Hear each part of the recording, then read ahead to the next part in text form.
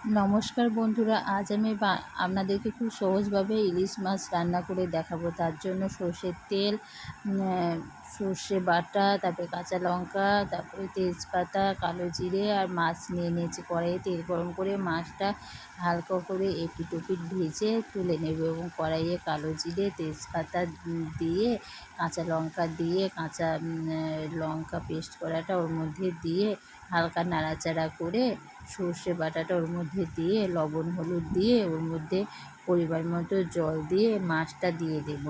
মাছটা দিয়ে ওর মধ্যে মাছটাকে ঢাকা দিয়ে হালকা সিদ্ধ করতে দেবো। মাছটা সিদ্ধ হয়ে গেলে নাড়াচাড়া করে ওর মধ্যে সর্ষের তেল দিয়ে একটু ঢাকা দিয়ে মাছটা আমি নামিয়ে নেব।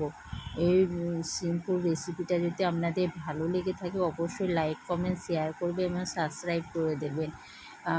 এই রকম রেসিপি পেতে অবশ্যই আমার চ্যানেলটাকে সাবস্ক্রাইব করবেন।